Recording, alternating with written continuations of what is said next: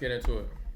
Let's see. There's some pools of blood. I'm guessing it's just an animal, but in the water right by the river, there's a shoe. Blood everywhere, all over the place. Did you tell anybody she went for a swim? Who? That girl. No. And if somebody said I said that, they're liars, man. So wham, outside the side of her face, and she got balled into the wall. You stupid! Call them and tell them to get the fuck over here. You get your ass over here and bring me some change of clothes. I have a concern. That's why we want to talk to you. I don't know Well, if you did or if you one guys other think person I did something to her, I'm telling you right now, I didn't. In the early morning hours of March 11th, 2012, a chilling discovery is made near the Jordan River. As the investigation gets underway, police uncover a disturbing pattern of lies and deception. However, just as investigators approach a critical breakthrough in solving the case, their most promising lead quite literally disappears into thin air. As it turns out, a vanishing suspect isn't the only shocking reveal in this twisted crime, but also the great lengths some would go to in order to exact revenge, including framing someone for murder. Are you about 12678 South? Yeah, I would say so. I'm just below the golf course where the bridge, there's a bridge for the pathway that you can cross to go up to the golf course. There's like two big piles of blood, and there's splatter blood all over the bridge, and then right along the edge of the water, there's like a red kid shoe in there. It could have just floated in, but I figured I better call you guys. As the police arrive at the scene and meticulously examine the pools of blood on the rocks, they immediately focus on conducting tests to determine whether it's human blood or an animal's. Dread consumes the investigators as their worst fears materialize before their eyes. The reports confirm the chilling presence of human blood. Despite their relentless pursuit, they're not able to locate anyone on the trail, leaving them puzzled by the unknown.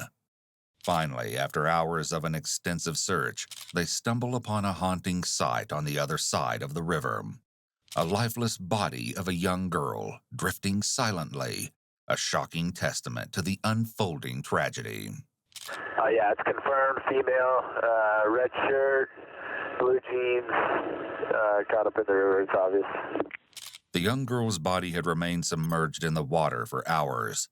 Her face is swollen, bearing signs of severe trauma with multiple fractures. A prominent injury on her forehead had left her face disfigured and unrecognizable. An autopsy would later confirm that the cause of death was multiple blunt force injuries to the child's head. Notably, she wore a shoe that matched the one that was discovered by the jogger who'd placed the 911 call. In efforts to identify the victim, the police arranged for a press conference and share crucial information about the discovery in the hopes that someone would step forward with valuable information to aid their investigation. A mile away, Veronica Kaspersak switches on the television to watch the news. As she listens to the announcement, her blood runs cold with a chilling realization. Could this be her daughter, Annie? 15-year-old Annie lives with her mother, Veronica Kaspersak, and stepfather, James Bratcher. On Saturday night, Veronica and James return home from their dinner date, and Annie excitedly greets them at the front door. Some look off him. Everything seems ordinary as Veronica heads to her room for a shower, while James hangs out in the kitchen. At 7:45, he notices Annie leaving the kitchen and heading towards her room. However, at 8:40, while on a phone call with her sister, Veronica realizes that she hasn't seen or spoken with Annie since they arrived home. She decides to check Annie's bedroom, only to find it empty. Alarmed, she calls out to her husband, who rushes upstairs with a note that he found in the other room. The note declared Annie's shocking revelation that she has left for California, confessing that she'd lied to her. Sorry, Mom, I made a mistake. I lied to you about a couple of things. I'm sorry, but I have to leave. It's not you, it's me. By the time you read this note, I'll be on my way to California. I lied to my friend. I told them I was what? But I'm only wanted sympathy. What did I say? I lied. Feel out of places here. My only way out is to run away. Please don't. What?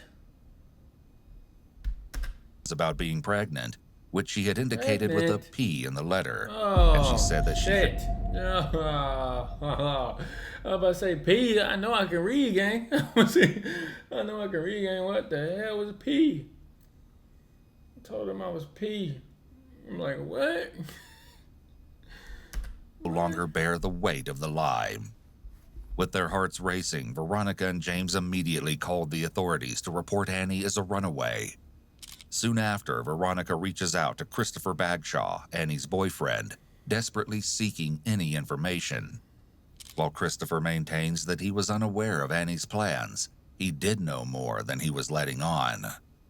After a restless night with little sleep as Veronica switched on the news the next morning and witnessed the unfolding announcement, it dawned on her that Annie might not have made it to California after all. The uncertainty gripped her tightly, sending shivers down her spine. Veronica contacts the helpline and informs the police about her runaway daughter. She provides them with every piece of information as they carefully document each detail. Just when it seems like the conversation is about to end, the police ask a crucial question. Did Annie wear braces? The weight of this question hangs in the air, and Veronica sobs on the other end of the line as she whimpers, yes. When DNA match results arrive, the police are able to fully confirm the heartbreaking truth. The victim found on the trail is indeed 15-year-old Annie Kasperzak. With the police officially confirming Annie's untimely death, her decision to run away becomes a pivotal element for their ongoing investigation, as it could shed light on the circumstances surrounding her tragic fate. Recognizing the significance of understanding Annie's motivations, they pay a visit to her. Chat, predicts.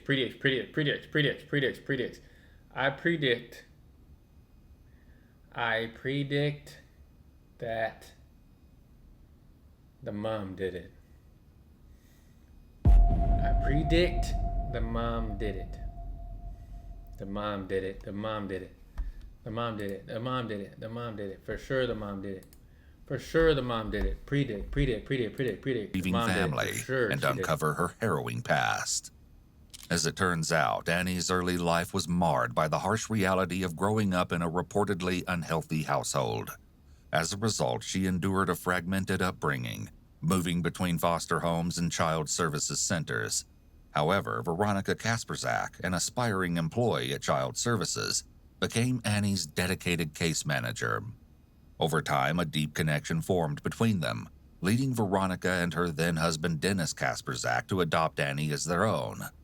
Despite the challenges that arose from Veronica and Dennis's subsequent divorce, Annie found solace in the love and care of her parents and their new partners. After noting the teenager's family history and background, the investigators meticulously gather various items connected to Annie, such as the note she left for her parents, computers and mobile phones, and a tote brimming with papers, including her journals. While examining Annie's journals, the investigators uncovered something peculiar: her profound obsession with her boyfriend, Christopher Bagshaw. Curious to know more about Chris and Annie's relationship, investigators decide to chat with Annie's classmates. Upon being questioned about her boyfriend, they consistently mention Christopher Bagshaw's name and disclose a circulating rumor about Annie being pregnant with his child, the same pregnancy that Annie mentioned in her note. Annie's parents informed the authorities that they were aware of Annie's relationship with Chris and had taken measures by encouraging her to use a birth control pill. Moreover, the autopsy report also confirmed that Annie was not pregnant. But why was Annie spreading such rumors at school? Veronica Kasperzak shares with the I'm almost 15 and a half. 15? Dang, God dang. I'm almost 15 in a month or so. It's funny how time can go slow. It's how I want my birthday to go. I want to be pregnant with whatever God gives. A healthy girl or boy, a nice place to live. I want me and Shady to be the best buzz. Who is Shady? What? 15 and what? That she believed Annie's false story about her pregnancy reflected her desire to build a permanent family she could call her own, a thought that was reflected in some of her journal entries. 15 in a month. I thought she was saying it seems that Chris Bagshaw may be able to share more information. and since he was so close to her, they initiate their line of questioning with him, hoping that he can shed some light on what may have really led Annie to run away. After acquiring a search warrant, law enforcement officers visit his home. Since he's a minor, Chris's father, Darwin Leroy Bagshaw, attends the interrogation with him. Chat.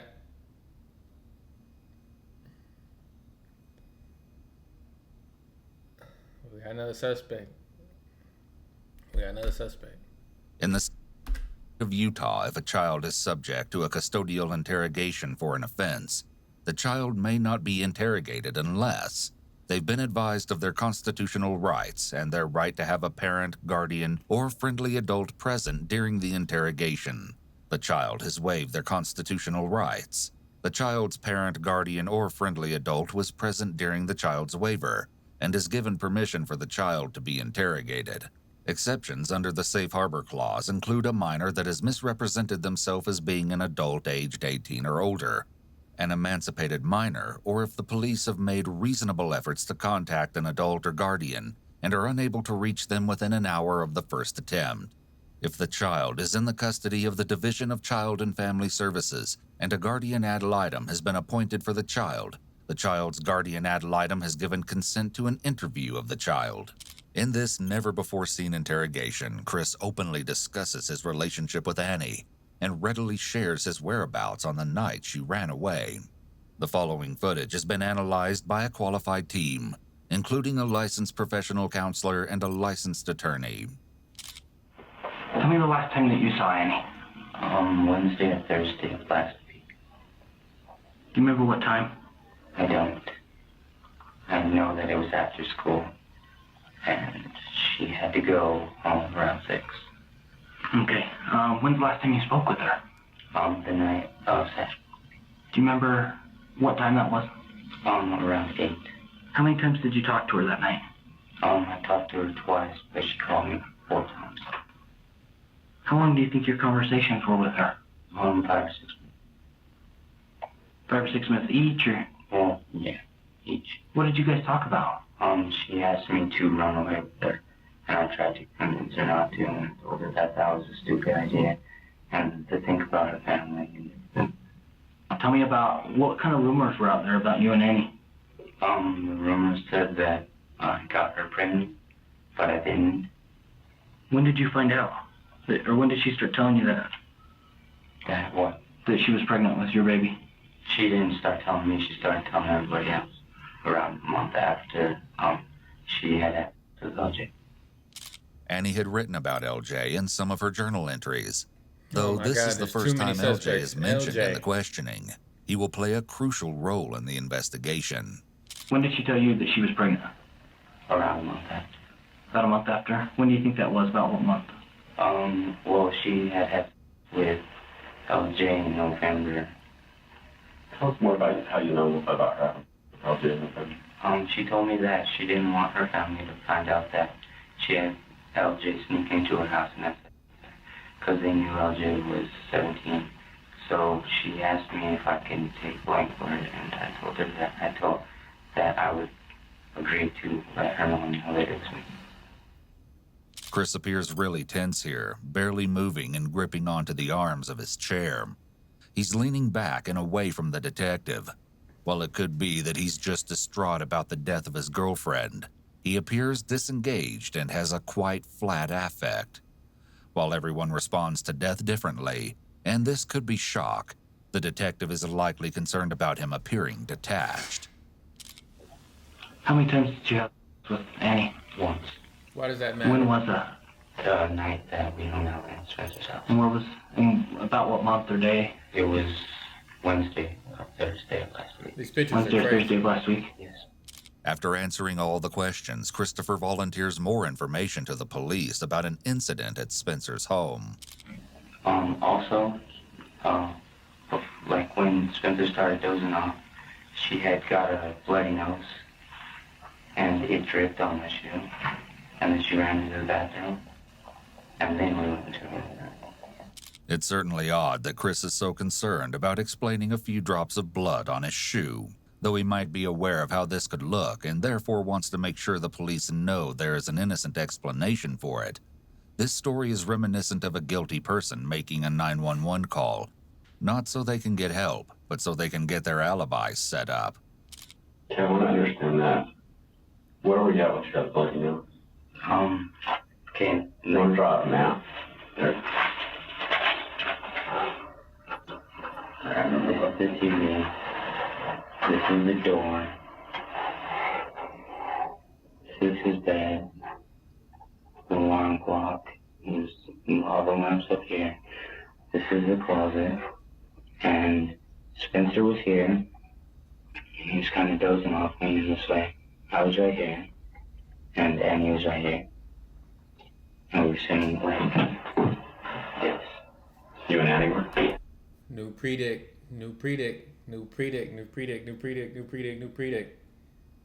Spencer was in love with Annie, but Annie wasn't fucking with Spencer like that. Spencer was gonna run away with gang, and then it went back. Predict. I don't know. I'm tripping. Okay, so on the side of it, that. Okay. You mentioned that her nose started bleeding. How'd that happen? I don't know. She was sitting right here, and I looked over and it was like red, and I said, "Do you have a little something right here?" She went like that, and I leaned down and gripped on my nose, and she said, "Oh crap," and ran to the bathroom. So which side what foot would it have fallen on? This one. It would have fallen on your left foot? Yes. Okay, and would have just been one drop? Yeah.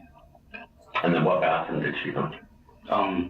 When you go out the door, there's a wall, and then there's a bathroom right across from it, and there's a bedroom right here, and then there's the stairs.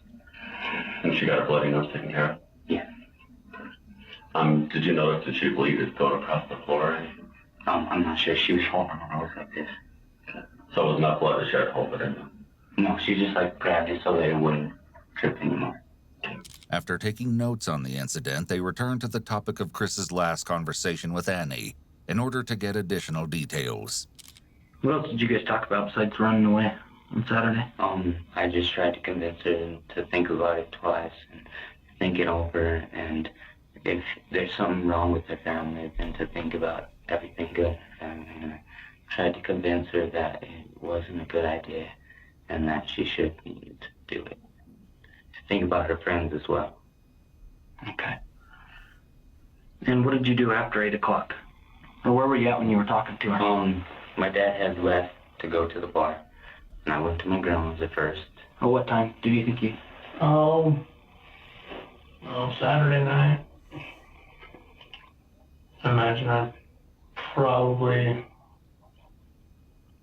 left probably about 6 or 7. What bar did you go to?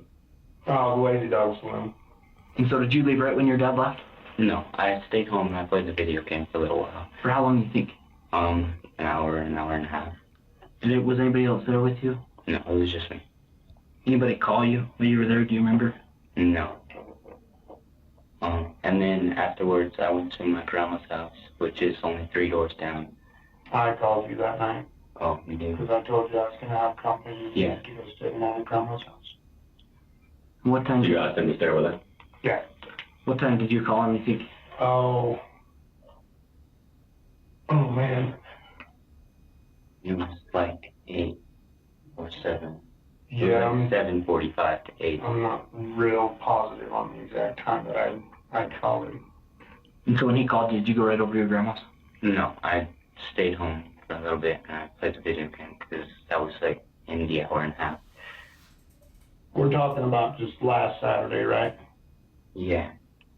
Okay, no, I left the house at 6 o'clock last Saturday. I left with a buddy named Kevin. The police consider this line of questioning crucial as they try to determine if they can confirm Chris's location during the possible time of Annie's murder. And so when he called you, you think 7:45, 8? Yeah.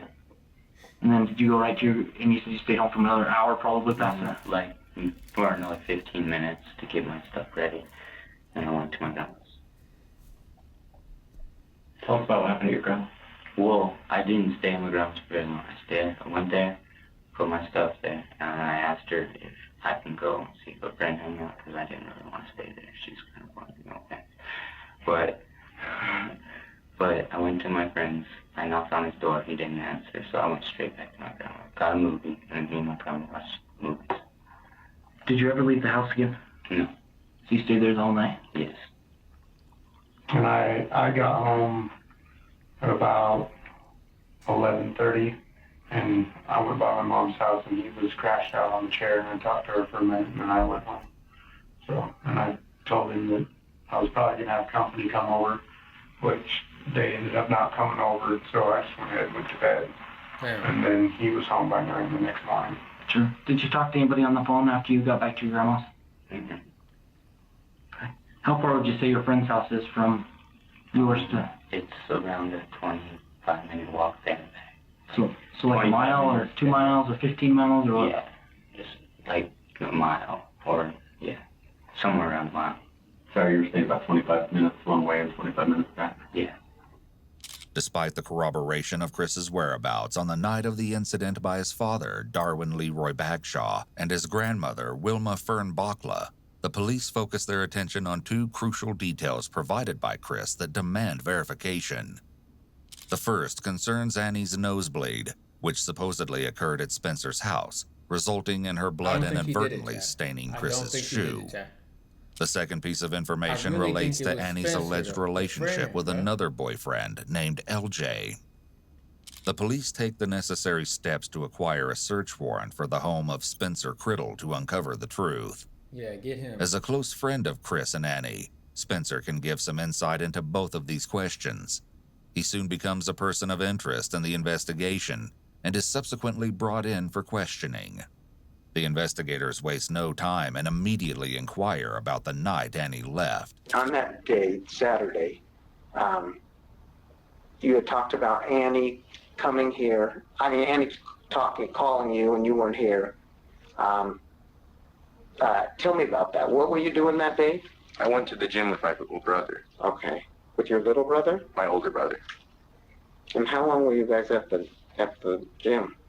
For 2 hours. 2 hours. Yeah. That's a long time. He's like, are you fine with going there for 2 hours? I was like, Chance, are you serious? He's like, yeah, man. I was like, we're not Marines. Okay.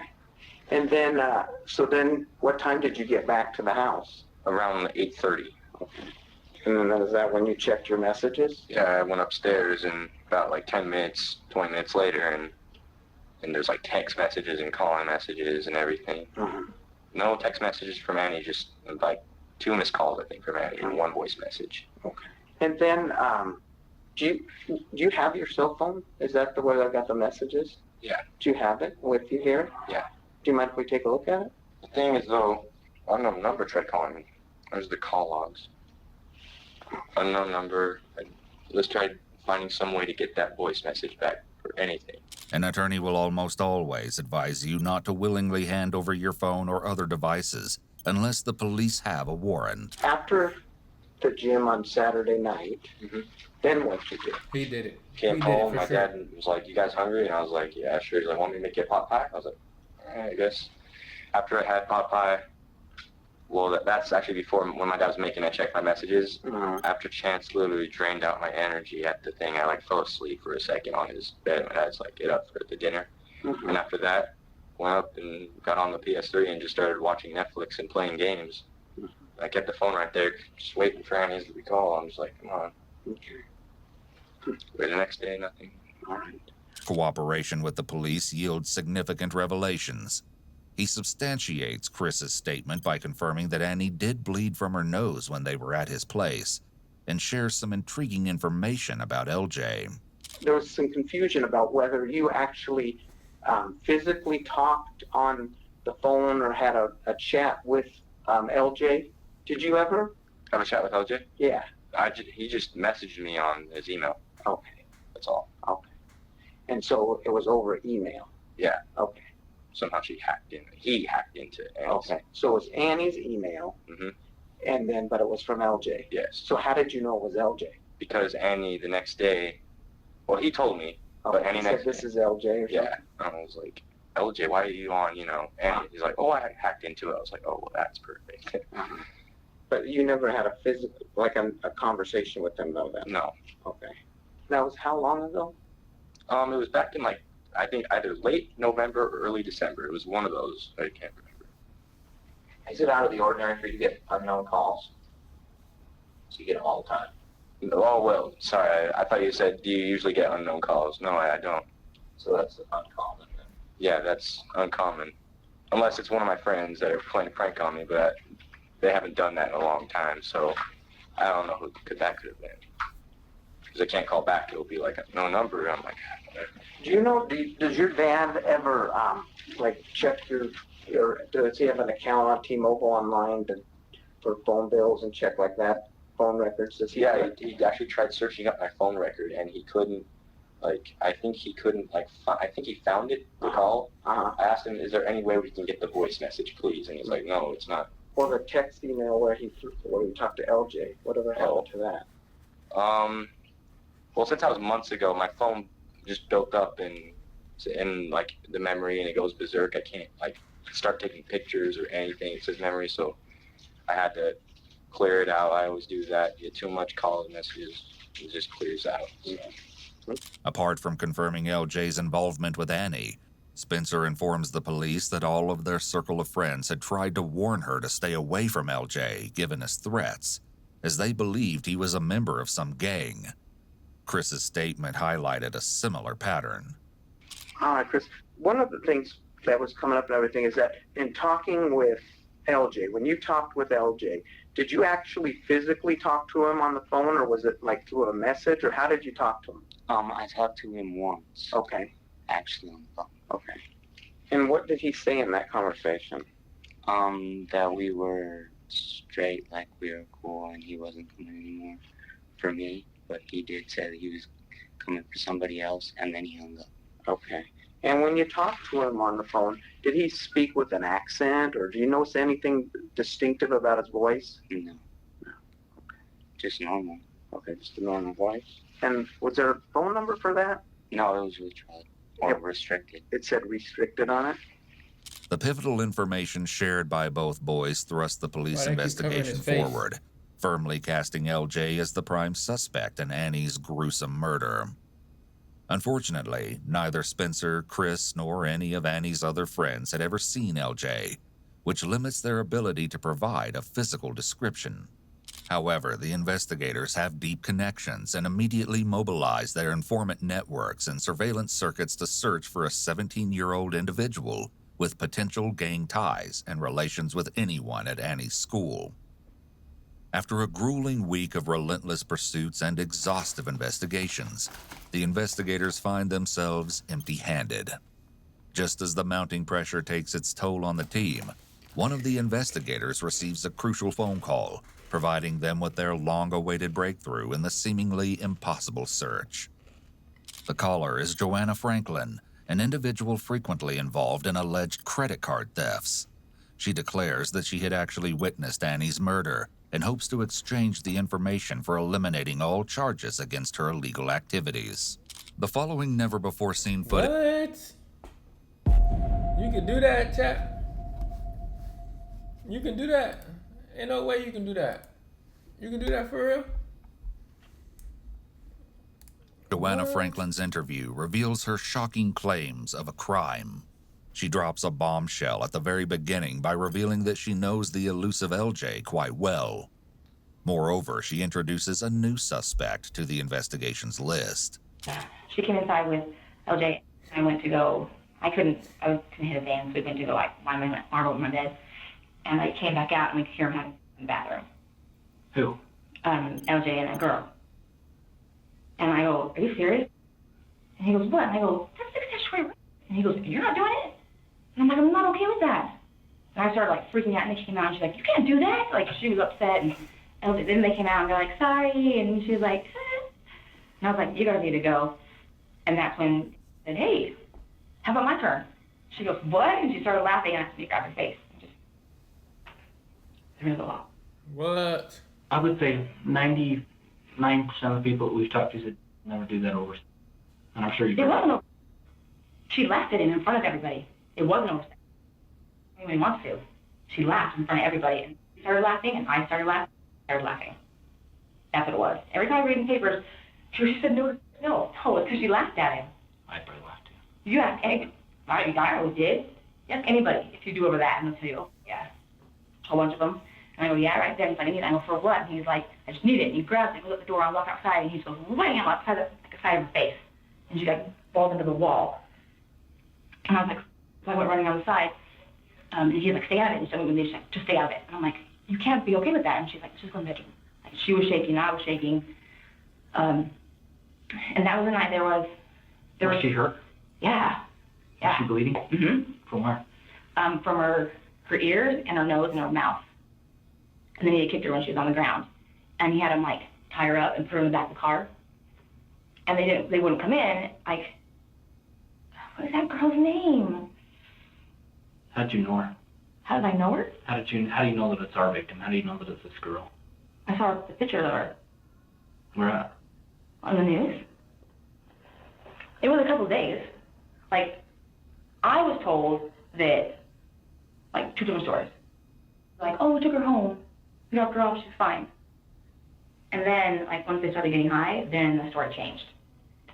And that's when we're like, what the f-? Joanna is incredibly animated. You can see her eyebrows moving a lot as she talks, which indicates that she's seeking approval from the officers while also making very intense eye contact. As she talks, her speech sounds pressured, meaning she's talking without many pauses. This may be because she really wants to get her story out, but it's often associated with substance use and a variety of mental illnesses. It's also noteworthy that she says LJ and that girl. She doesn't say Annie's name, yet she's naming everyone else. When the officer starts asking questions, she seems to get a bit more anxious and is rubbing her head and ears. She also rubs her nose rather awkwardly. For all of her animation, her emotion doesn't seem to fit. She doesn't seem scared or worried. And I go, what did you guys do? He goes, don't worry about it, Princess, it's fine. And so that's when I kind of like started trying to pay attention. She was kind of, they walked that way. And that's when he said, how about my turn? And she laughed, and I was like, no. And he grabbed her and just flung her around into the wall. Like, you know that, where I was sitting today, there was that thing behind me? That wasn't there before. And she went right into that wall. And blood was everywhere. All over the place. Like, I remember, like, thinking really hard. Because the pictures of the boys got broken. I had to get new frames for them. And we kind of scooted back, and the table kind of scuffed across the floor. And I was like, there's scuff on there. And I remember being like, you know, something happened. Something happened. Because I was all worried about it, because I was a mess. And we all kind of sat there for a minute while I finished being pissed. Like, and he kind of stood up and he goes, dude. He goes, what are you doing? He goes, I don't know. He goes, laugh at me, stupid bitch. And he kicked her. I'm like, what are you doing? And he goes, you go start. And Ashley came in and he goes, what the f*** happened? And he goes, your bitch laughed at me. He goes, she laughed at you? And he goes, yeah. And he goes, why'd she laugh at you? And he goes, I don't know. Why she laughed at me? And like they just kind of stared for a minute. Ashley kind of looked at his head and he goes, I'm sorry. And I go, are you serious? And I stood up and he goes, I'm like, and he like was really concerned. So I sat down for a second and I go, I need to go check on her. And he goes, no, you need to go get me some towels and a tarp out of the storage shed and shut your mouth. So I go get that. So I went and got that stuff and I walked back in there. He was sitting there and he was just pale white. Totally white, not moving. And I was like, what's wrong? And she goes, I think she's dead. And I go, what? I sat next to her and I kind of moved her and she went like that. I was like, she's okay, she's okay. And I kind of moved her chin a little bit and like her jaw slid, like the way it shouldn't slide. And I was like, something, I just catch her up and put her on trying to fight or whatever. And then I came out and he goes, so what's the damage, doc? And I go, she needs to go to the hospital. And he goes, can't do that. And I go, to go to the hospital. And he goes, we can't do that. And I was like, what are you going to do? He's like, call. So he called on his phone. He went in the other room. He was quiet and he started like shouting. He's like, you stupid, call them and tell them to get the f*** over here. You get your f*** over here and bring me some change of clothes. And LJ just sat on the couch. He just sat there. Put her under the tarp. And they had him pull up. Where was she at? She was in the bathroom. We moved her from my side by the table to the bathroom to change her clothes. I wasn't okay, like, getting her undressed and I don't know why. Like, you're still at home? I don't know where else would I be? He's like, okay, I need to help you get some things cleaned up. And I'm like, Sam, I can't do this. And he goes, yes, you can. You'll be fine. He's like, I'll make it worth your while. I'm like, no, you won't. I said, I can't do this. Like, I'm not like this. And he goes, this is exactly what you're like. He's like, and you'll help me with what I need. I'm like, he's like, so go over to Walmart or wherever if you need to go. We'll be open and get some bleach. I'm like, I have bleach. He goes, you have enough of it? I go, yeah. And so I went back and got the bleach and I came out with it. I'm like, can I do it? And he had me pour it all over the wall. All over the wall. And I scrubbed it and scrubbed it, scrubbed it, scrubbed it, and scrubbed it. And then he had me do the baseboards and then all over the floor. And then he went in the bathroom. He's like, you throw stuff away. And I go, those are my kids' stuff. And he goes, it's got blood on it. And I go, yeah, okay. And so we kind of took it all together and we ended up throwing it in the dumpster. And that was on Sunday morning. You said you redressed her, right? Mm-hmm. You redressed her. Where'd that clothing come from? She about to go to jail. And She what all about to was go to there? jail for There was aiding and abetting. a red or a black top and some Aiding pants and abetting. and some shoes. Joanna's description of the clothes was strikingly similar to what Annie was wearing the day the investigators had discovered her body. She further informs the investigating team that the person she claims was involved and LJ took the girl's body in a Suburban and went to the canyons. On their return, they declared that the girl went swimming and won't come back. With Joanna's interview, the investigating team finally find their first witness who can describe LJ's physical looks. She shares that he's shorter than her, he's Hispanic but looks white, and he's 19 years old. Her information proves to be a comprehensive breakthrough, ticking all the necessary boxes and providing answers to the key inquiries the police had been tirelessly pursuing. With her eyewitness account of LJ's presence, they now had irrefutable confirmation of his involvement in Annie's murder. Moreover, the other man she was accusing and claimed to be involved, John, was a convicted felon, a self-admitted substance dealer, and a gang member. John's lengthy rap sheet further indicated his potential role in committing the dreadful crime. The investigators waste no time obtaining a search warrant for John's residence and promptly conduct a raid. As anticipated, his house exhibited clear signs of attempting to conceal a grievous offense. The walls were freshly painted, the carpet in the hallway was removed, and the entire place appeared to be undergoing remodeling. The absence of the carpet and red stains on the doors raised significant suspicion, indicating a potential cover-up. The visuals corroborated Joanna's statement. The police promptly arrest John to interrogate him. As Annie's family grapples with the confusing reality of her involvement with possible addicts and gangs, John goes through intensive questioning with the police. We went and got your picture. How do you know her? Brittany? Is her name Brittany? No, it's Annie. No, her name's But you might know her as Brittany. Okay, tell me about Brittany. Brittany. She's friends with Dude, did something happen to her? Friends with who?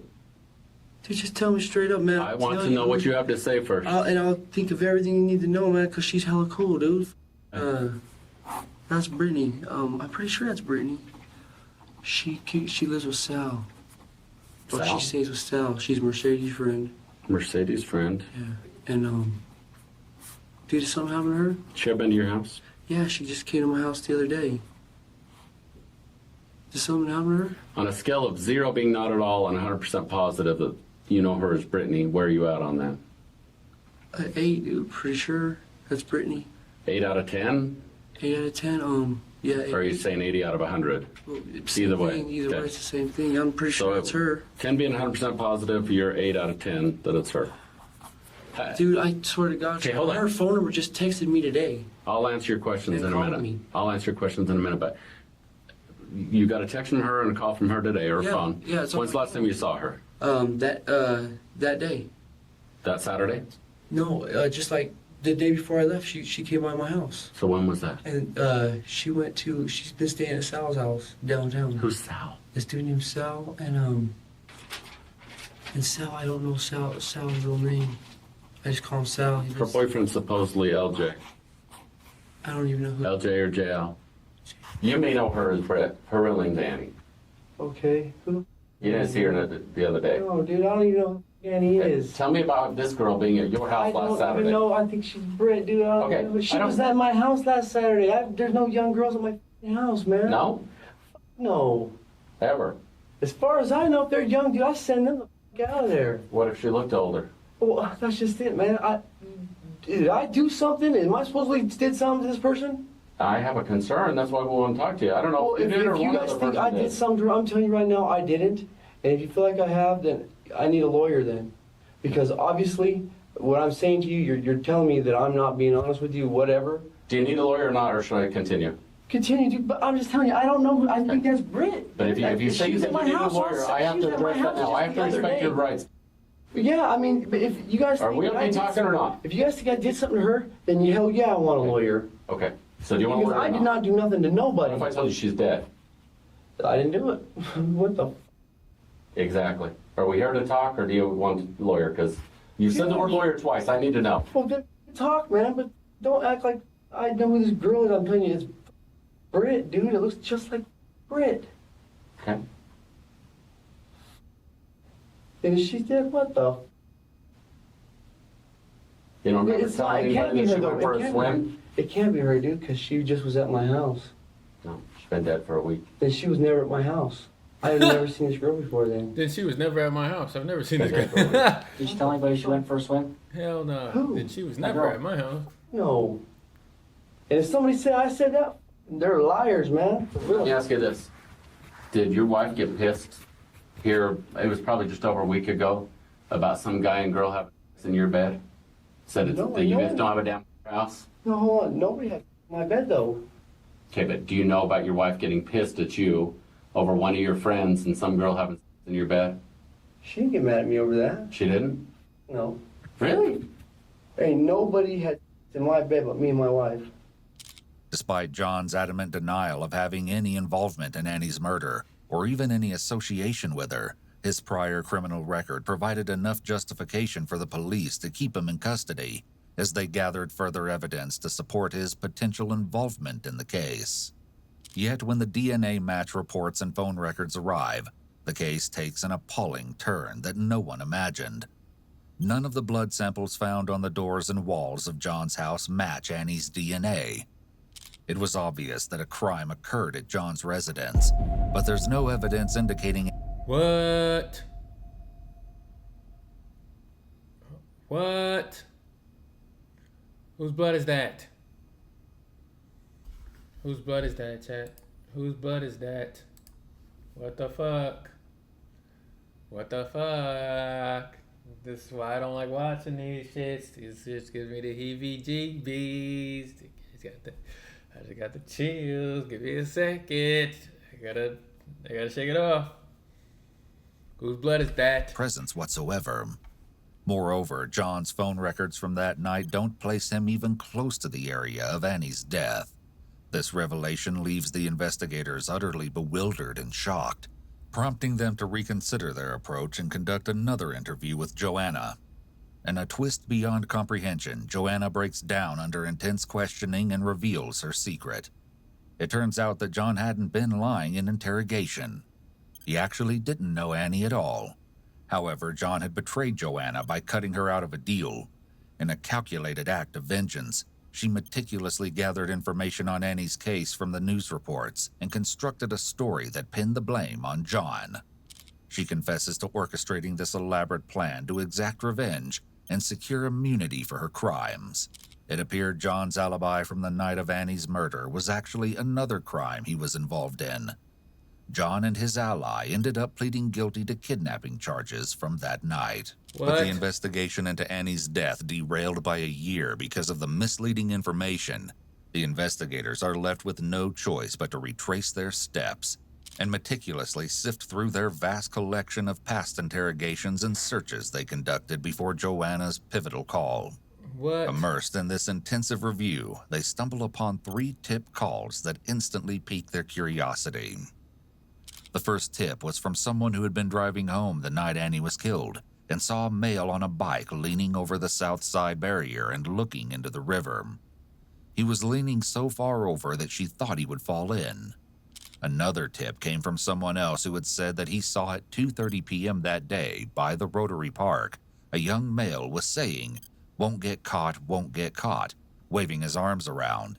He was short, with dark hair almost to his ears, a full head of hair, and was wearing a gray shirt and blue shorts.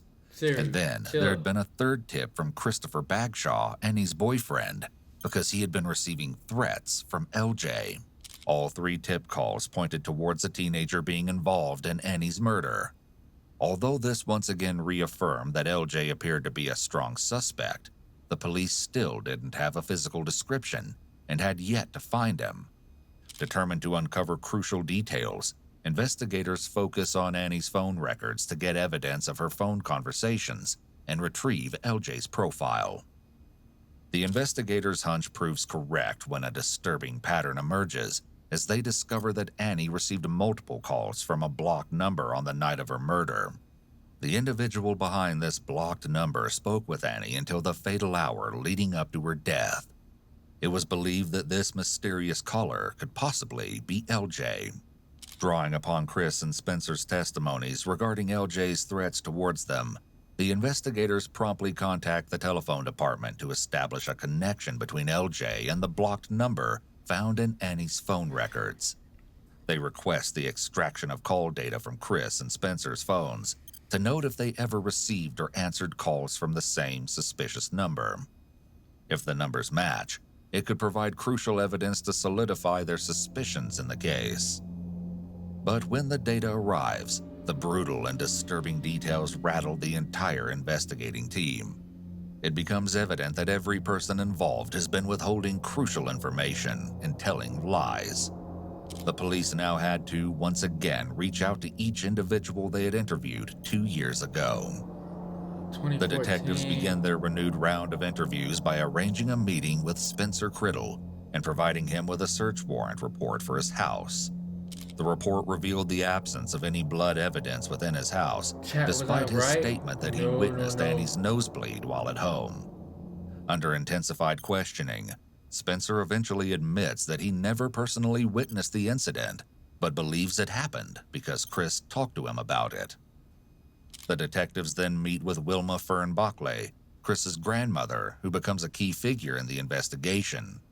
According to Chris and his family's account, he had supposedly spent the entire night of Annie's murder at his grandmother's home, starting from 7:45 p.m.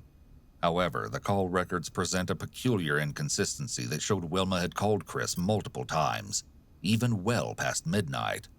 However, she's uncooperative during the interrogation process and insists that Chris had returned to her house approximately 1 to 1.5 hours after leaving to meet his friend. She continues to parrot similar series of events that happened that night as Chris had told them. She recalls making only one phone call to him that night and has no recollection of any additional calls or the approximate timings. However, it would soon be uncovered that she was clearly withholding crucial information. Additionally, Darwin Leroy Bagshaw, Chris's father, had stated that he had seen his son dozing off on the couch at his mother's home around 11:30 p.m. However, the reliability of this claim is called into question by call records, which indicate that Chris had called his grandmother Wilma Bockley at 12:47 a.m. that night. Why would she call Chris if he was sleeping in her living room? It seemed Chris and his family were hiding something out of fear. Given that he'd been threatened in the past, police considered that perhaps LJ had threatened him again. As the investigators weighed on the details about the owner of the blocked number, they also asked the telephone departments to trace the precise locations of all the individuals involved. The resulting data from this search unveils a stunning revelation that turns the entire investigation on its head. As it turned out, Chris is the owner of the blocked number and had a different phone to use it. But if this was the case, and Chris had made those calls, where is LJ? Had they planned this elaborate lie together? Chris was the only one who could answer their questions. Investigators find out that he moved to Colorado for his sophomore year.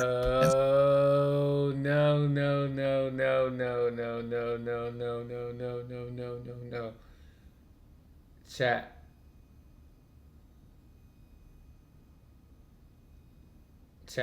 I graduated high school in 2012.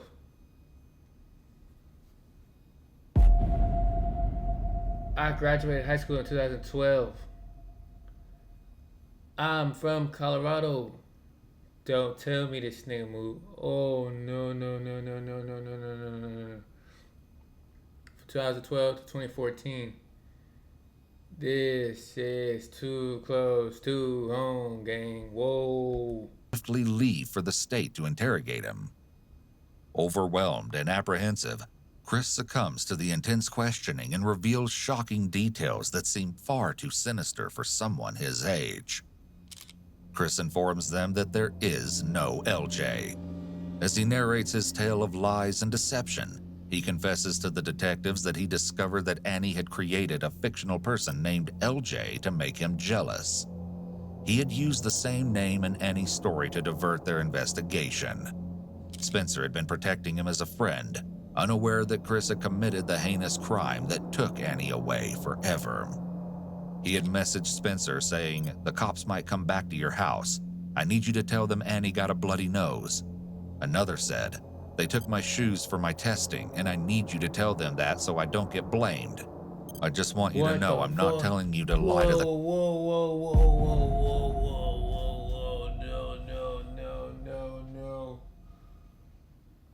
No.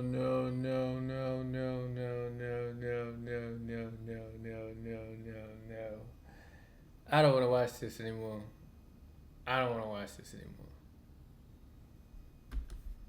I just know you were kind of dozing off that night. Chris's admission of guilt put several missing pieces together. During their search, the police found that Chris's bike was similar to what the tip call witness had seen.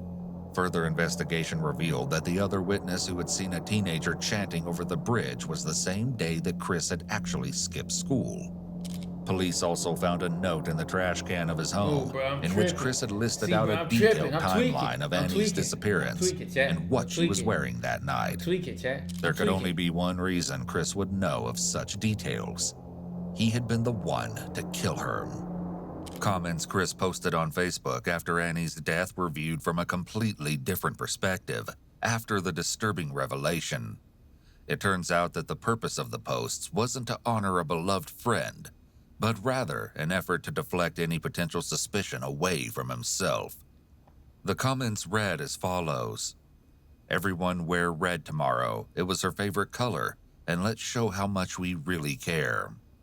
And, "The world is filled with hate and no one understands the pain of losing someone they care about until it's too late and they're already gone. It's sad what had happened to Annie, and I don't know why anyone would do this to someone like her. She was awesome, and we all loved her very much. Even though we had times where we disliked each other, we always made up and reevaluated our friendship. She was the best." But what gave him away was Veronica, Annie's mother's phone call. On the night Annie went missing, she'd called to ask if he knew anything. Chris had answered the call minutes after he'd taken her daughter's life. The location on Chris's cell phone on that call put him next to Annie near that bridge. While Annie's family had endured 2 long years of suffering, Chris had moved on and continued his life in Colorado as though nothing had occurred. The police arrest him on charges of first-degree murder and obstruction of justice. But why had he killed Annie? That sickening detail wouldn't be revealed until later. As Chris Bagshaw was 14 at the time of the crime, the state of Utah was likely to place him in a juvenile facility, allowing his release at 21. Given that he was 17 at the time of his arrest, it would result in him serving a mere 3 years in prison for the heinous offense. While investigators diligently sought evidence to support trying Chris as an adult in court, a pivotal moment arose when they received a call from the Juvenile Detention Center. The caller, an inmate, steps forward to provide information about Chris Bagshaw, significantly bolstering the prosecution's case. This particular inmate had developed a friendship with Chris, who, in his overconfidence, revealed the chilling details of Annie's murder. Back in school, Chris had found out that Annie had been telling people she was pregnant with his baby, and he believed the claim, even though this wasn't true.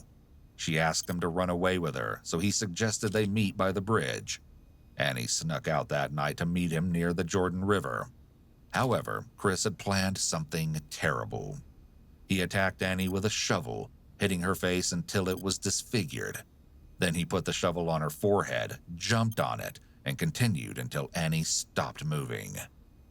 The investigators took this information to a state medical expert who checked Annie's autopsy report and corroborated the inmate's description of the injuries on Annie's face, especially the one to her forehead. Chris had killed Annie because he believed she was pregnant with his child. Darwin Christopher Bagshaw was eventually tried as an adult and pleaded guilty to first-degree murder.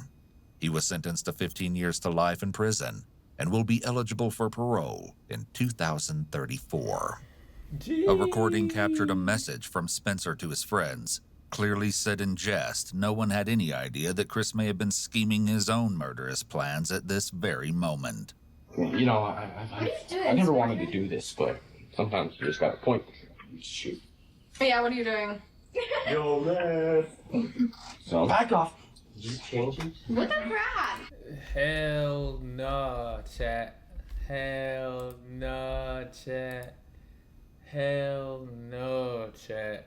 Hell no, chat. Hell no, chat. Hell no, chat. Listen, I'm not gonna lie to you. I ain't gonna lie to you. I legit got chills, gang. When they said Colorado, G, I legit got chills, gang. Because I was sitting here looking, I'm like, these numbers, I'm like, damn.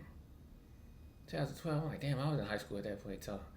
And then when they brought out that shit, that 2012 to 2014, because I was sitting there thinking, I'm like, hold on.